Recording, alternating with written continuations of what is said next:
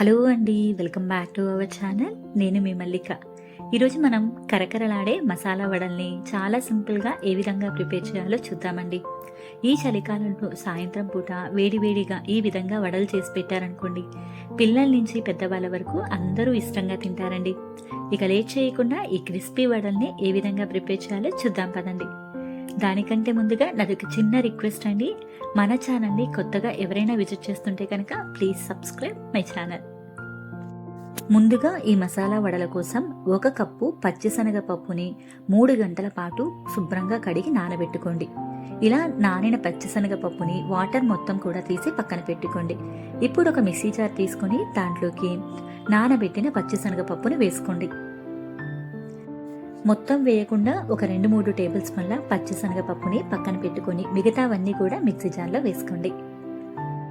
ఇందులోని 1 ఇంచు అల్లం ముక్క, 5-6 వెల్లుల్లి రెప్పలు, కారానికి తగ్గట్టుగా పచ్చిమిర్చి వేసుకోండి. మనం ఇందులో ఎండుకారం ఏమి వేయమండి, ఈ పచ్చిమిర్చితోనే కారం ఉంటుంది, చూసుకొని వేసుకోండి.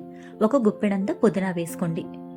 రుచికి తగ్గట్టుగా ఉప్పు వేసుకోండి. ఇవన్నీ కూడా బరకగా గ్రైండ్ చేసుకోండి. వాటర్ ఏమీ వేయకుండా గ్రైండ్ చేసుకోవాలండి, గుర్తుంచుకోండి. చూస్తున్నారు కదా, ఈ విధంగా బరకగా గ్రైండ్ చేసుకోవాలండి. ఇలా గ్రైండ్ చేసిన ఈ మిశ్రమాన్ని మొత్తాన్ని కూడా ఒక మిక్సింగ్ బౌల్లోకి తీసుకోండి.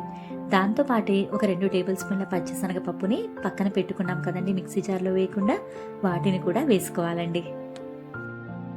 ఇందులోని ఒక 2 పెద్ద ఉల్లిపాయల్ని ఈ విధంగా చిన్న చిన్న ముక్కలుగా కట్ చేసుకుని వేసుకోండి. ఉల్లిపాయ ముక్కలు ఎంత ఎక్కువ వేసుకుంటే టేస్ట్ అంత బాగుంటుందండి. సన్నగా తరిగిన కరివేపాకు, కొత్తిమీర వేసుకోండి. ఒక 1/2 టేబుల్ స్పూన్ అంతా గరం మసాలా వేసుకోండి.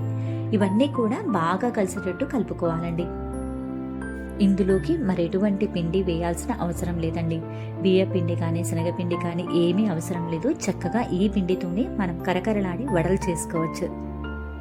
బైండింగ్ కోసమని ఇందులో చాలా మంది కొంచెం వరిపిండి, శనగపిండి వేస్తూ ఉంటారండి. అవి వేయడం వల్ల టేస్ట్ కొంచెం మారుతుంది.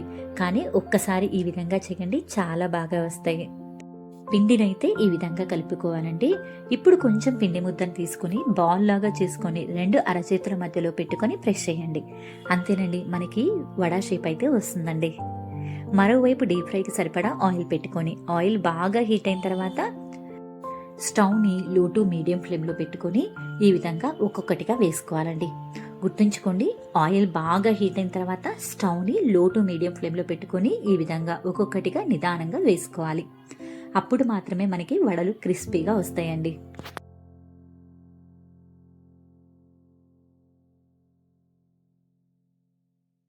వేసిన వెంటనే వీటిని అస్సలు కదిలించకండి. పైన కొంచెం నురుజు తగ్గిన తర్వాత ఒక్కొక్కటిగా మరొక సైడ్కి టర్న్ చేసుకుని 2 వైపులా చక్కగా గోల్డెన్ బ్రౌన్ కలర్ వచ్చేంత వరకు కూడా మీరు ఫ్రై చేసుకోవాలండి.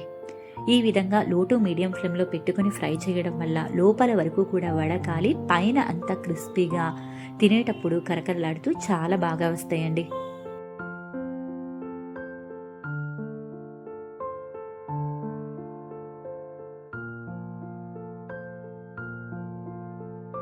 ఈ విధంగా చక్కగా 2 వైపులా కూడా ఎర్రగా కాలాలండి.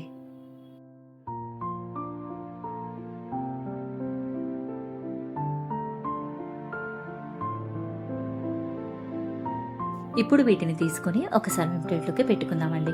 ఇదే విధంగా పిండి మొత్తాన్ని కూడా వడలుగా చేసుకుని వేసుకుంటూ ఉండాలండి.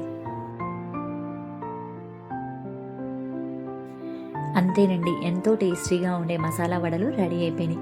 వీటిని ఉత్తగానే తినచ్చండి.